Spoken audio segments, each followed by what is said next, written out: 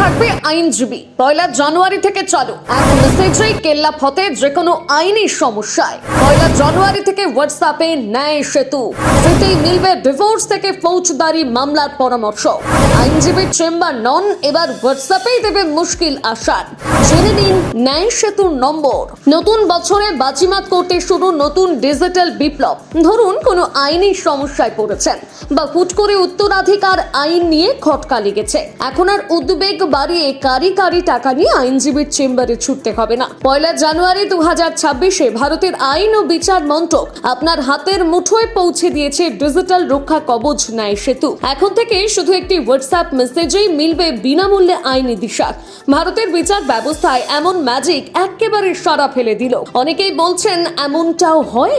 কেন্দ্রীয় আইন ও বিচার মন্ত্রকের এই অভিনব উদ্যোগ মূলত একটি AI চালিত হোয়াটসঅ্যাপ চ্যাটবট। উদ্দেশ্য একটাই, বিনা খরচে আইনি পরামর্শ দেওয়া।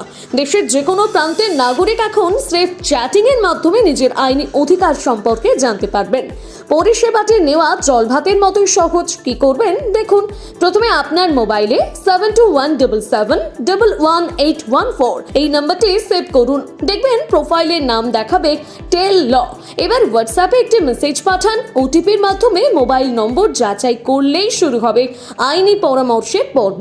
24 ঘন্টা সক্রিয় এই চ্যাটবটটি আপনার প্রশ্নের গুরুত্ব বুঝে সহজ বাংলায় বা আপনার পছন্দের ভাষায় প্রাথমিক নির্দেশ দেবে।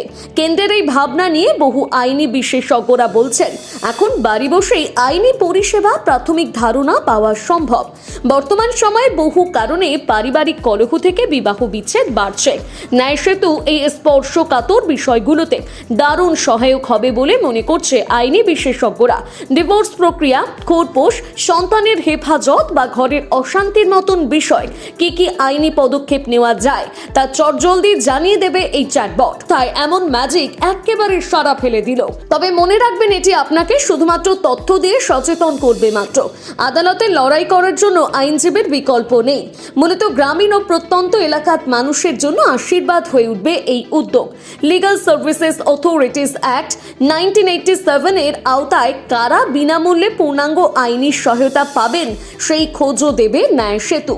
এর ফলে সাধারণ মানুষকে মামলা করার আগে সিদ্ধান্ত নিতে সাহায্য করবে যে তার মামলার জোর কতটা। সরাসরি স্কিম থেকে শুরু করে ফৌজদারি বা কর্পোরেট আইনি তথ্যের এই ডিজিটাল সেতুটি 2026 সালে দাঁড়িয়ে ভারতের জনগণকে আইনি সচেতনতার পাঠ দিতে এক বিশেষ উদ্যোগ নিয়ে এলো। মজার বিষয় হলো, প্রযুক্তির দাপটে যখন সম্পর্ক ভাঙছে তখন সেই প্রযুক্তিকেই কাজে লাগিয়ে বিচার পাওয়ার পথ সহজ করে ফেললো কেন্দ্র। তবে এই ন্যায় সেতুর আইনি পরামর্শের সুবিধে আদৌ গ্রামের প্রান্তিকগুলো নিতে পারবেন কিনা এখন সেটাই দেখার বিষয়।